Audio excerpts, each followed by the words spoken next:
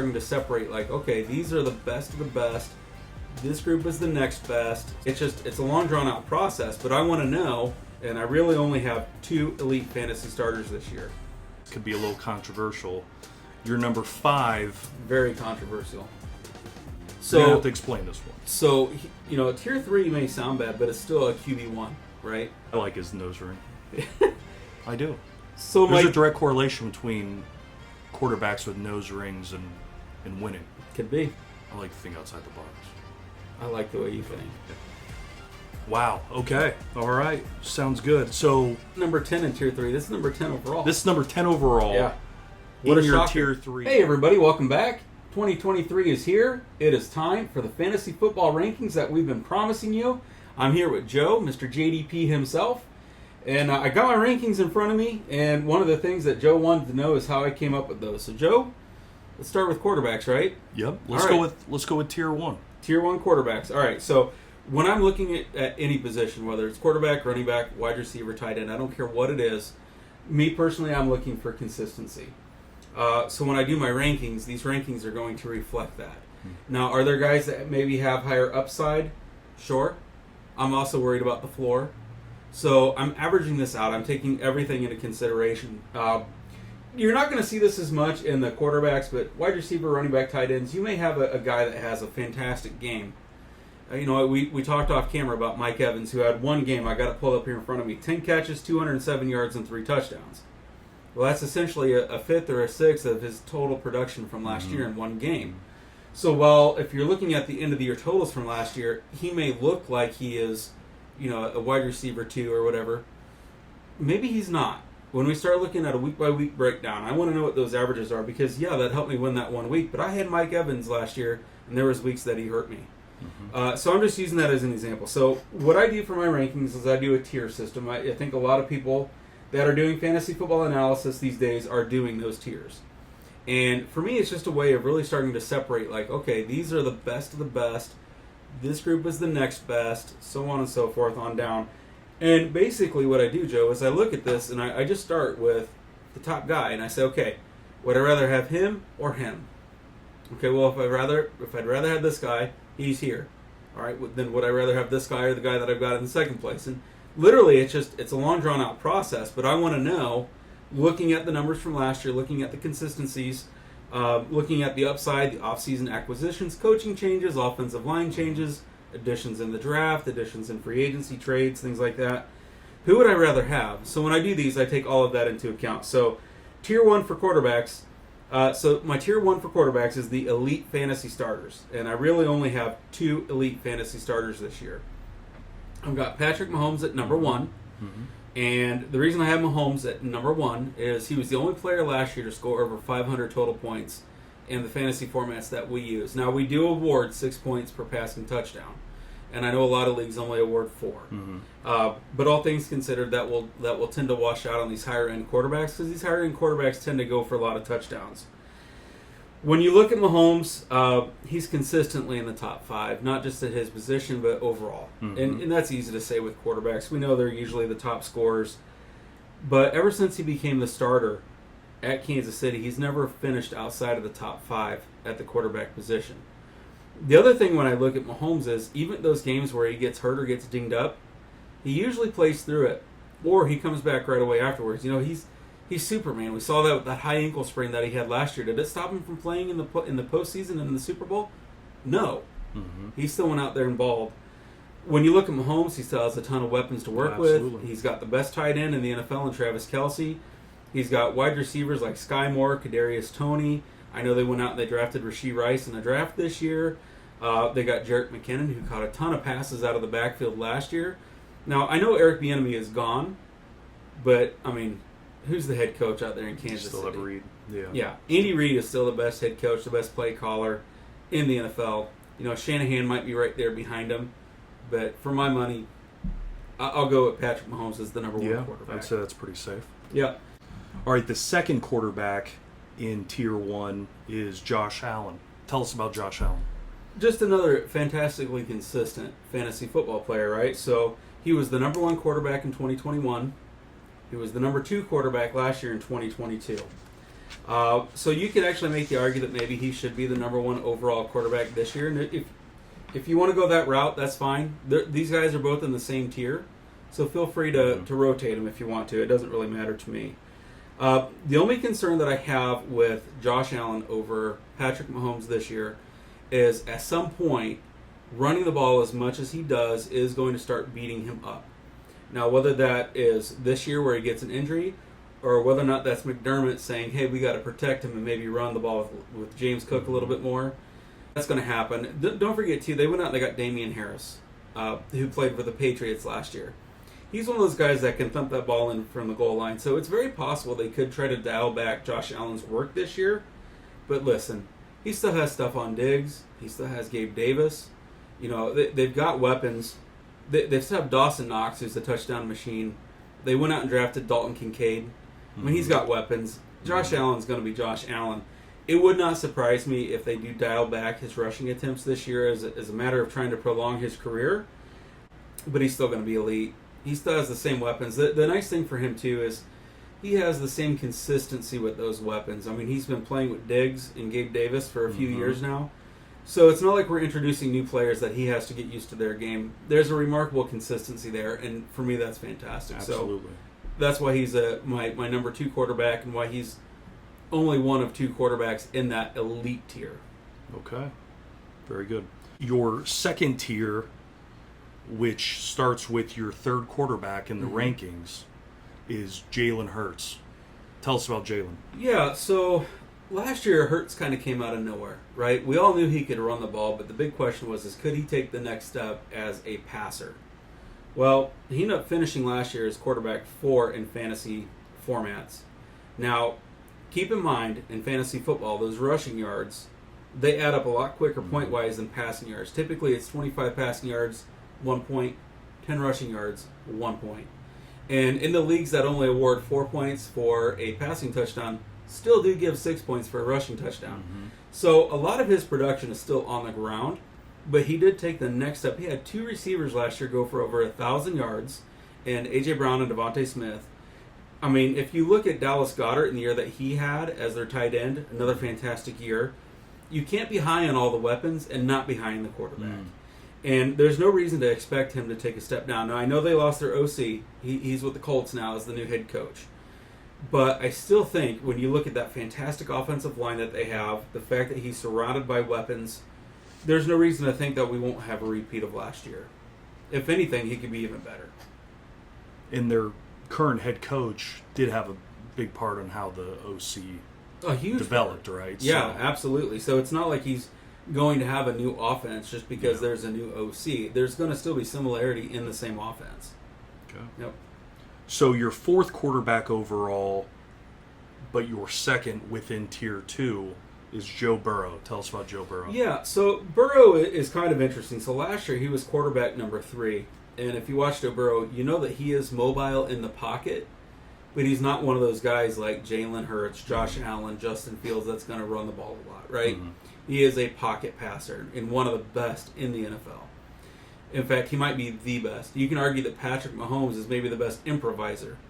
But as far as an actual pocket passer, Joe Burrow is right there with the best of them. Now, I know he had injury concerns early in his career. He had the ACL that was an unfortunate hit. Cincinnati went out, they grabbed Orlando Brown. They've improved the offensive line. So protection should be there. Joe Mixon just re-signed and restructured his contract, so he's still going to be there. They're still going to have a running game. But when you start looking at, again, the weapons, so they've got Jamar Chase, who to me is one of the best wide receivers in the NFL. Freak. Just a complete freak of nature, and has that great rapport with Burrow going back to the college days, right? They have T. Higgins, another monster, an absolute beast. Tyler Boyd, who if we look back in our fantasy history, was actually a top 10 wide receiver in the NFL not that long ago for fantasy football. The only reason that it doesn't get the credit that he should get is because he's got 2 studs in front of him, right? You know, he's a thoroughbred himself, but when you have 2 purebreds in front of you, absolutely. I mean, these things are going to happen. And then they go out and they pick up Irv Smith Jr. to play tight end for him this year. Now, Hayden Hurst was no slouch last year. Don't get me wrong. But Hayden Hurst, to me, is not as talented as Irv Smith. The only thing that's ever held Irv Smith down was his own injury history. Yep. Right? So sometimes I think with a guy like Irv Smith, less is more. When you look at Joe Burrow, he was quarterback 3 last year without having to run the ball, without having to get those cheap points. There's no reason with the weapons that he has that he's still not going to be an absolute high-end quarterback for fantasy football purposes. Absolutely. So now we're moving down to tier 3, and this could be a little controversial. Your number 5 Very controversial. might be a hometown pick. We'll see. Okay. This is number 5. You have Justin Fields. I do. You're So gonna have to explain this one. So this is interesting. So last year, Justin Fields actually finished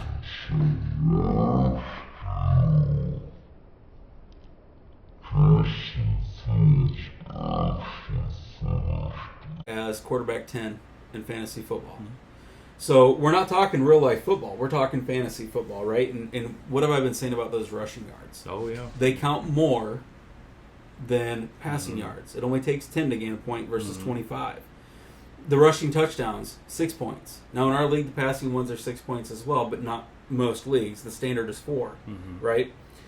Justin Fields last year rushed for over 1,000 yards. If I'm not mistaken, he was top 10 at rushing in the NFL last year. We're not talking running backs. We're talking overall. And that's incredible. Broke the records for the rushing yards for a quarterback. So this year, the Bears go out and they address the offensive line. They draft Roshan Johnson to play running back. They go out and get Deontay Foreman and Khalil Herbert to run the ball. So, you know, you have the running attack that's going to be there. Studs. But none of those are Christian McCaffrey. None of those are Saquon Barkley or Josh Jacobs, right? So even the running game, Justin Fields is going to have a huge part of. So you've got an updated offensive line that should be a major upgrade over what they had last year.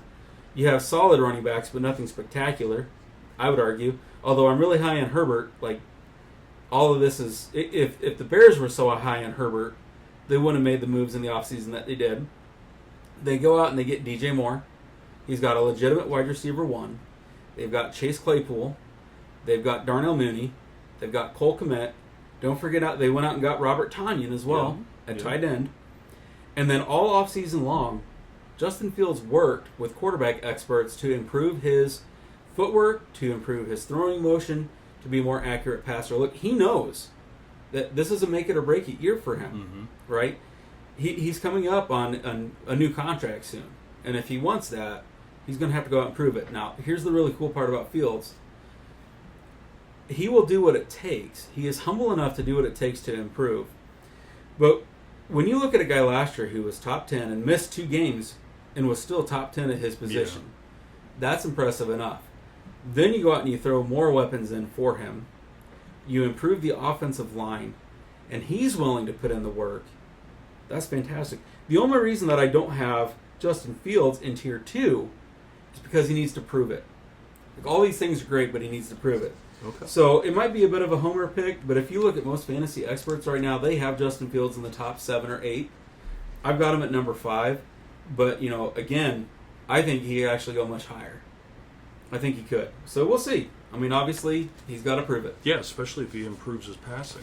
Right. While continuing. Well, and that's to just the run like thing. that. So, you know, he, like I said, he spent the entire offseason working on his fundamentals, and hopefully it pays off. Sticking with tier 3, let's go with your number 6 quarterback, Justin Herbert. Okay, so this one, I don't think this one's controversial, but this one does have me a little bit concerned. Okay, so if you look back at Justin Herbert's season last year, he finished as QB9. But if you remember, he hurt his shoulder fairly early in the season. Keenan Allen hardly saw the field. Mike Williams kept getting dinged up. I mean, there was, at one point, it was Palmer and Guyton who were the number 1 and number 2 wide receivers on the team, right? So this year they go out and they make moves in the draft. They get Quentin Johnson. They bring him in. Austin Eckler is still there. Now, granted, he's not happy with his contract situation, but Eckler is still there, very capable, out of the backfield. Weapons galore. You know, so let's just start naming the weapons. You've got Austin Eckler, Keenan Allen, Mike Williams, Quentin Johnson, Jalen Guyton, Josh Palmer, and then, you know, you still have Gerald Everett at tight end. He's got plenty of weapons to work with. What does concern me with Herbert is the strength of schedule this year. They have a horrible schedule. My opinion is they have the toughest schedule in the NFL. Oh, wow. Now, on one hand, you might say, well, that's fantastic. That means they're going to have to continuously score points all season long. And that's true. But on the other hand, it could beat a guy up. It could wear a guy down real fast. You think about a pitcher in baseball. Like, there's a difference between pitching when the bases are empty than when you have a more stressful situation when there's runners on base, right? I'm a little concerned about Herbert this year just simply because of the strength of schedule against him, the travel, being a West Coast team, playing some on the East Coast this year. But let's face it, Herbert's a stud of a talent, and he has weapons to work with. Absolutely. So for me, he's number 6. Okay. Number 7 in your third tier is Trevor Lawrence. Yeah. Tell us about Trevor. So again, tier 3 may sound bad, but it's still a QB1, right? So for all of these, I did roughly 12 as a starting quarterback, and Trevor Lawrence, believe it or not, was QB6 last year in our formats. So feels about right. I don't see him stepping up. I don't really see him falling back much. I still see him being, a very solid starting quarterback. So they've got Christian Kirk, who balled out last year. They've got Zay Jones, who had fantastic games, came on strong. They've got Evan Ingram, who had hit the best year of his career. You got Travis Etienne, who can run or catch the ball out of the backfield. But then they go out and they got Calvin Ridley as well.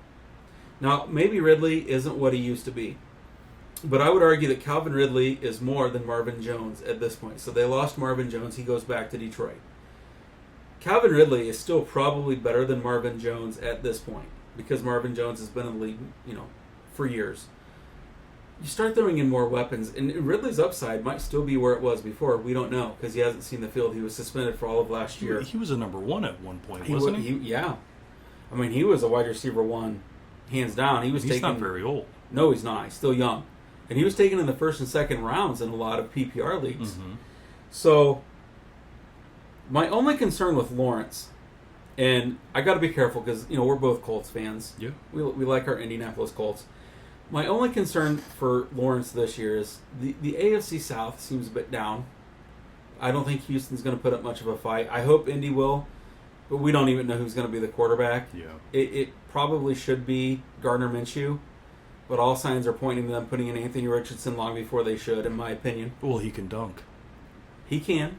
He can jump really high and dunk, but he can which also, is cool. But he can also double dribble and travel and have all kinds of other snafus too. No, I like his nose ring. I do. So there's a direct correlation between quarterbacks with nose rings and winning. Could be. I like the attitude. I like to think outside the box. I like the way you think. Yeah. I am concerned that in a lot of these games, the Jaguars are going to be up fairly early and can kind of coast to the second half, leaning on Travis Etienne. And we'll see that when we get to the running back rankings. I've actually elevated Etienne a little bit higher this year because I think he's going to pick up more work in the running, the second half. But yeah, my only concern with Trevor Lawrence is the fact that Jacksonville might really be the top of the class there in the AFC South. There has been some consistency issues with Trevor Lawrence, but now he's entering his third season. Yeah, those should be behind him now. I mean, it seems like he really came on strong at the end. He sure did. Remember how slow his first half of the season was last year. I think he's turned a page. I said they went on a win streak at the end of the year there. Yeah, and made the playoffs and won a playoff game. Yeah. Right. Yep. All right. So number 8 in the third tier, you have Lamar Jackson. Yeah. So another one that I think a lot of people have ranked higher than I do is Lamar. The injuries have derailed him the past 2 seasons, and you can say that any one of these guys, if they get hurt, that's going to hurt their stock, of course. But Lamar is an interesting case because Lamar is, when I think of Lamar, I primarily think of him being a rushing quarterback who has taken a beating over his career, right? He's absorbed a lot of hits. So the problem that I have with Lamar is he has taken so many hits over his career that I would say at this point injuries might almost need to be expected rather than the exception. Okay? So I like the weapons they have for him. They have Odell Beckham Jr., Rashad Bateman is still there, Mark Andrews is still there, they drafted Zay Flowers, J.K. Dobbins is still there, Gus Edwards is still there. Right? They got a lot of weapons. They have talked in the offseason about pivoting more towards being a passing attack offense to Lamar rather than running, just to preserve him. I'm not sure that's Lamar's strongest suit. Now, does that mean if a play breaks down that Lamar won't be Lamar? No. Lamar's going to do Lamar things. But I don't think you're going to see as many designed runs. Yeah. And because of that, I think he's coming down the board. And I just you. think we're at that point. You remember how fast Cam Newton fell from grace? Oh, yeah. Right? Same basic thing. These guys can only take so many hits before it adds up. And I think Lamar is there. Do I think he's still a top 10? Absolutely. Would I be surprised if he finished it outside of the top 20? Honestly, wouldn't. Yeah. And because of that concern, I can't put him any higher. Absolutely. Yeah, you can't be running, 60 yards from your end zone on a 2nd and 8. You can't be running a QB power. No. That's going to, week 3. That's Yep. just, you're not going to last the whole season. And like we've that. seen that with him the last 2 years. We've Yes. seen that. Yes. So, And that's not a good recipe to finish a season. no, not at all. Not at all. All right. So number 9 in tier 3, you have Aaron Rodgers. Tell us Yep. about this.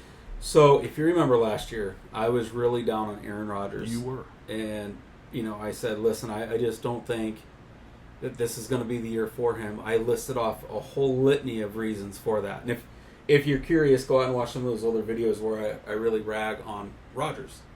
Yeah. And I was right. You were. But this year, for some of those same reasons I was down on him last year, I'm actually high on him this year. Okay, so he changes teams. He goes to the Jets. But it's not going to be a brand new offense for him. Nathaniel Hackett is the new OC. Mm-hmm. And Hackett and Rodgers have a history. Hackett was the OC in Green Bay. Runs a very similar offense. Aaron Rodgers is familiar with it. The difference between Rodgers this year and last year is all up here. Okay? He's shown up for everything. OTAs, he was there. First day of training camp with the rookies, he was there. Mm-hmm. Right? This is a different Aaron Rodgers. This is a motivated, pissed off, I'm going to go and show everybody I still have it, Aaron Rodgers. Do I think he can keep this up for a prolonged period of time? No. But I think he can this year. Right? We're talking about this year. He's got Garrett Wilson. He's got Corey Davis. He's got Tyler Conklin. He's got all kinds of weapons. And he's motivated. Mm-hmm. He is motivated. So I really think he wants to do it. I really think he wants to push hard. Don't forget they went out and got Alan Lazard and Randall Cobb just to give him some familiar faces. Yeah. They went out and signed Mecole Hardman from free agency. He's got weapons to work with, and he's got all kinds of different weapons that are all good at doing all kinds of different things. So nobody's going to be asked to do something that they can't do. They're all going to be played to their strengths. And don't forget, Nathaniel Hackett is motivated as well. He got ousted out of Denver last year and just absolutely ran out on the rails. You don't think the offensive coordinator Hackett is motivated? Oh, He absolutely. is too. You got 2 guys that want to go out and prove that they still have it, and then you surround them with talent. I would say, didn't Rodgers win a couple MVPs with Hackett as an OC? He did. Okay, well, Yep, he did. it's kind of, they've proven themselves before. They can do it again. I believe so. Wow. Okay. All right. Sounds good. So, tier 3, number 10. This isn't number 10 in tier 3. This is number 10 overall. This is number 10 overall. Yeah. In a your shocker. tier 3, Yeah. your guy, Not my guy. Geno Smith. Not my guy. Tell us about All right. Geno Smith. So, honestly, I want everybody out there to raise your hand. Raise your hand. If you saw that Geno Smith was going to finish last season as the overall QB5. Called it, right? Called it. We said it. Come back to the show. We said, no, we didn't. No, we didn't. All right. Put your hands down. Let's stop lying, right? So last year, Geno comes in at quarterback number 5 overall. And I told you, I value consistency. And that was Geno last year. Mm-hmm. Geno won a lot of people leagues that held off on drafting a quarterback, right? yeah. Geno won people leagues. He's got DK Metcalf. He's got Tyler Lockett. Then they go out and they draft Jackson Smith and Najigba. Mm-hmm. They've already got Kenneth Walker. Then they go back and draft Zach Charbonnet. Mm-hmm. Weapons everywhere. Defenses are going to have to play honest against them. Oh, yeah. Because both Kenneth Walker and Zach Charbonnet are capable more than capable running backs. Oh, yeah. The only thing that I have a concern with Geno, and the reason that I have him down from his number 5 spot last year, They did nothing to address that offensive line. Mm-hmm. And that offensive line was a concern last year. So, do I think Geno Smith is going to wind up as QB5 this year? I do not. I will say that he has all the weapons. He's in the same offense. He has more weapons, actually, than what he had last year. He's consistent. Geno doesn't try to be something that he's not. Yeah. He knows what he is. He's willing to embrace that. And I think that leaves him as a very capable, if not exciting, quarterback one. I would say he was very exciting to watch, but he took very controlled. He made great decisions last year. Mm-hmm. He wasn't just throwing it up there and throwing it in double coverage, and those guys were making great plays. He was making great decisions. Well, and that's what being a great quarterback is all about. It is, and one of the things that a good head coach will tell his quarterback is, you have playmakers, get them the ball. Absolutely. Right? Get the ball in the hands of those guys and let them do their thing. That's exactly what he did. Now, when you look at the numbers, Tyler Lockett, I think he was a top 15 wide receiver last year. DK Metcalf still, I think, finished in the top 20 or top 25. It's not like he's going to go out and make a star out of these guys. What he is going to do is distribute the ball wisely. Absolutely. And when you look at the wide receivers that he has, DK can post up against pretty much anybody. Yeah. He's a physical freak. Absolute freak. Tyler Lockett is one of the best route runners and has that ability to get open, and that's kind of what Jackson Smith-Njigba is too, right? There's really no reason to expect a lot of regression. Having him right number 10 instead of number 5 isn't even a knock on Geno. It's just more of I think these other guys are going to step up a little bit more. I think Geno is what he is. I think his stats are going to be very similar to what they were last year. Which is plenty very fine. impressive. Plenty fine. How exciting. The most exciting thing about Geno Smith's play last year was just seeing Geno Smith play. Well, I think people right? are just legitimately happy for him. Right. Because, he's had a long career, but just getting a chance to play versus like his rookie year where he was just running for his life the whole time. Well, it was great to see the maturity and how he's developed. I think a lot of people, I don't want to say they love Geno in the draft, but I think a lot of people, their heartstrings went out for him in the draft. Because remember when he got drafted, he was expected to go in the first round, and he sat there and sat there and sat there. And when he finally did get drafted by the Jets in the second round, he handled it very maturely. Say what you will about Geno, he's handled everything with such class and grace in his career. He really has. So I was so happy for him last year. I just can't put him in the top 5 this year. No, hey, 10 is solid. It's still a QB1. That's Pro Bowl level. It's a QB1, right? Yep. Yep. Considering he wouldn't have been in top 30 last year. Because you didn't know if he was going to be the starter. Didn't even know if he was going to be the guy. Yeah. So I'd say he's come a long way. Yep, I agree. In Tier 3, in your number 11 overall, Kirk Cousins. Tell us about Kirk. Okay, so this is another guy. So last year, finished the season as QB7. And if you're following along in this, I want you to go down in the comment section. Let us know if you realize that these guys finished last season as well as they did. When you start talking about how well Geno Smith did and how well Kirk Cousins did, it probably will surprise a lot of people. Now, the thing that I love about Kirk Cousins, he has the best wide receiver in the NFL in Justin Jefferson, right? Adam Thielen is gone, and I like Thielen, but they knew they had to get younger at the wide receiver team, so they went and got one of my favorite wide receivers in the draft, in Jordan Addison. And it used to be that we would say, you can't really expect much from rookie wide receivers in fantasy football. We don't say that anymore. No. These last few years have just been insane. Absolutely. Yeah. Absolutely crazy. Then you throw in the fact that it'll have TJ Hawkinson for the entire season. Don't forget, Hawkinson came over mid-season last year in the trade with Detroit, right? That stunned the world because nobody ever trades in division. So when you put Kirk Cousins, who finishes QB7 last year, so he's got a top 10 finish. He has the best wide receiver in the NFL on Justin Jefferson. He has Jordan Addison, who is a more than capable wide receiver too. Young, fresh, good-looking running back coming out of college. TJ Hawkinson, who could be that possession guy if he needs him to be. And then you throw in the fact that they still have guys like KJ Osborne there. who has flashed. He's had those big games when they need it. He stepped up. He's just got weapons galore everywhere. And let's face it, Minnesota's defense sucked last year. And Minnesota's defense this year is going to suck. They're going to have to put up 30-plus points a game to be competitive.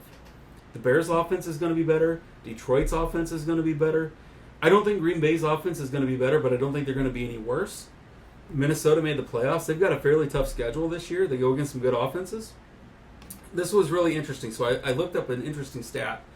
So looking at the best wide receiving or best receiving games of the year last year, 3 of these came against Minnesota. Tyreek Hill, 177 yards on 12 catches against Minnesota. Garrett Wilson, 162 yards on 8 catches, came against Minnesota. DeAndre Hopkins, 159 yards on 12 receptions, came against Minnesota. Wow. So that secondary is terrible. Now, they did try to do some things to address it. I don't think it's enough. Mm-hmm. I think Minnesota's offense is going to have to keep the foot on the pedal, and Kirk Cousins has the weapons. Every year, he produces these solid numbers. They're not spectacular. They're not super sexy. He doesn't flash. There's all the jokes that he doesn't show up in primetime games, but every year he produces. Mm-hmm. There's no reason to think with the weapons that he has this year that he won't do it again. Plus, they're going to have to be scoring. Absolutely. So. And he's bet on himself with those franchise And tags. he's won. Oh, yeah. He's made a lot of money. He sure has. Yep. All right. Number 12 and the last of your tier 3 is Tua Tagovailoa. Tell us about So this one is one of my more concerning rankings. To put Tua as a quarterback 1. And it goes back to what I was saying about Lamar. We could say with any of these guys, they're only one injury away, whatever. We could say this about all these guys, but there are certain players, Lamar with his injury history, and especially Tua with his concussion history, where that really rings true. Okay, so Tua put up a huge monster season last year, despite missing multiple games. He's got Tyreek Hill. He's got Jalen Waddle. We don't know what we can even expect out of the running game. I mean, they've got a litany of running backs. They got Wilson. They got Mostert. They've got, I'm going to say his name wrong. Go down in the comment section. Let me know how it's supposed to be pronounced. Shane. Think of the guy, the rookie they drafted, the running back they drafted this year. I don't know. They once again, they play in a division where they're going to have to score points. Buffalo's going to put up points. The Jets are going to put up points this year with Aaron Rodgers. Miami's got a pretty tough schedule. They got some other off-season studs too. Well, let's just take a look at the depth chart. I was hoping you would bring that up. So, when you look at Miami's depth chart, obviously they have the 1-2 punch with Tyreek Hill and with Jalen Waddle, but they've got Cedric Wilson, who is always produced.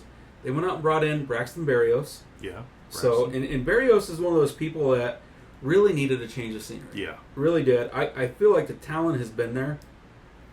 We'll see if it works out. So, the only thing that I'm not really sure about is the tight end. They got Durham Smythe and they've got Tyler Kroft, who we've seen Kroft in the past. Yeah. But does it matter when you have Tyreek Hill and Jalen Waddle? Both of those guys finished as top 10 wide receivers last year. I think Tyreek Hill was number 3 and Waddle was number 9 or 10. Absolutely. Right. So, again, I value consistency, and when Tua is out there, he's very consistent. I can't have him any higher on this list because he literally is one concussion away from never playing again. Yeah. I'm not just talking about being out for the season. I'm talking about being out for a lifetime. Yeah. That's a scary thing. It is. So, it is scary. Yeah, that's all my starting quarterbacks. So in each, I'm assuming that most leagues are going to be around 12 people. Some are 10, some are 14. So that's it. Should we move on to my QB2s? Let's go to QB2s. All right, folks, come back for the next episode where we go over QB2s. We want to keep these videos bite-sized pieces. Make sure we have your interest held. Now, I will say, make sure you do come back for QB2s because if you play in a Superflex league or if you know my personal philosophy on fantasy football, that's where the money is made. Almost everybody can go out here and tell you who the top ones are going to be. Where you make your money is knowing where the depth is. So come back for episode 2 where we talk about our quarterback 2s, especially if you play in a Superflex league or if you play in a 2 QB league. All right, folks, until the next one, see ya. See ya.